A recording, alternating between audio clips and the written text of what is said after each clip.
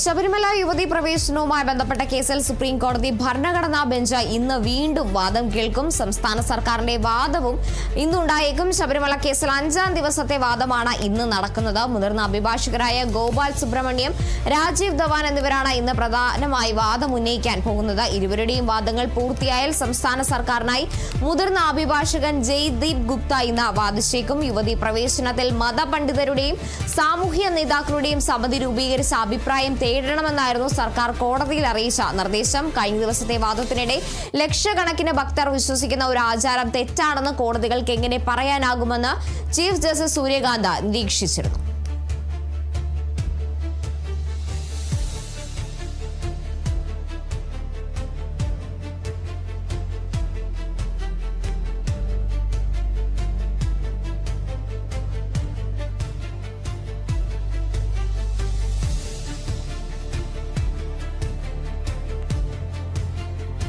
എന്തായാലും ശബരിമല യുവതി പ്രവേശന കേസിൽ 5ാം ദിവസത്തെ വാദമാണ് ഇന്ന് നടക്കുന്നത്. മുതിർന്ന അഭിഭാഷകരായ ഗോപാൽ സുബ്രഹ്മണ്യവും രാജീവ് ധവാൻ എന്നിവരാണ് ഇന്ന് പ്രധാനമായി വാദം ഉന്നയിക്കാൻ ഒരുങ്ങുന്നത്.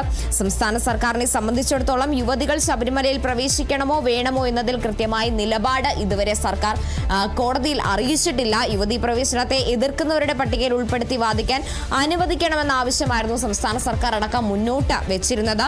യുവതി പ്രവേശനത്തിൽ മതപണ്ഡിതരുടെയും അതുപോലെ തന്നെ സാമൂഹ്യ നേതാക്കളുടെയും സമിതി രൂപീകരിച്ച് അഭിപ്രായം തേടണമെന്നും സർക്കാർ സുപ്രീം കോടതിയിലേക്ക് ഒരു നിർദ്ദേശം വെച്ചിരുന്നു. ഒപ്പം സുപ്രീം കോടതി വിധിയിൽ ഭക്തരായ സ്ത്രീകൾ തന്നെ എതിർപ്പുന്നയിക്കുന്ന സൂചനയും സർക്കാർ നൽകിയ സത്യവാങ്മൂലത്തിൽ പറയുന്നുണ്ട്. കഴിഞ്ഞ ദിവസം ദേവസ്വം ബോർഡിന്റെ അടക്കം വാദം കേസിൽ പൂർത്തിയായിരുന്നു. കഴിഞ്ഞ ദിവസത്തെ വാദത്തിനിടെ ലക്ഷക്കണക്കിന് ഭക്തർ വിശ്വസിക്കുന്ന ഒരു ആചാരം തെറ്റാണെന്ന് കോടതിക്ക് എങ്ങനെ പറയാനാകുമെന്നായിരുന്നു ചീഫ് ജസ്റ്റിസ് സൂര്യകാന്ത് വാദത്തിനിടെ മുന്നോട്ട് വെച്ച ഒരു നിരീക്ഷണം എന്ന് പറയുന്നത്. അവിശ്വാസികളുടെ ഹർജിയിലാണ് ശബരിമല യുവതി പ്രവേശന വിധിയെന്ന് ജസ്റ്റിസ് നാഗരന്ദ വീണ്ടും വിമർശിക്കുന്ന സാഹചര്യം ഉണ്ടാകുന്നു.